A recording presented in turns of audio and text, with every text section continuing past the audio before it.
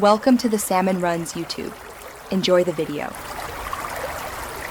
You start by getting VLC and launching it with elevated rights so installs complete cleanly. How? Run the official installer and pick typical unless you need custom codecs. This saves time and avoids bloat. Once done, you can associate common video and audio file types, so double-clicking opens VLC. Why?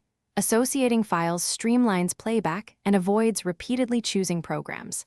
Make sure to place a desktop shortcut for quick access. This keeps your workflow efficient from the first run.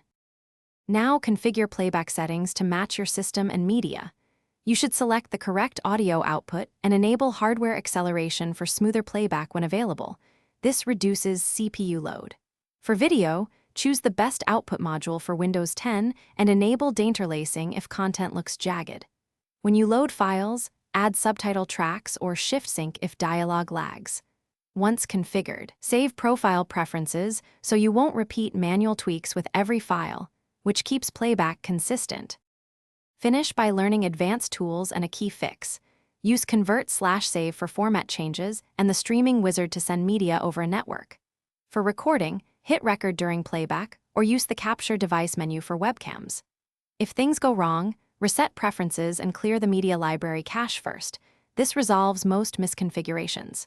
If problems persist, update or reinstall VLC and choose clean settings to remove conflicting codecs. That troubleshooting step usually restores reliable playback quickly.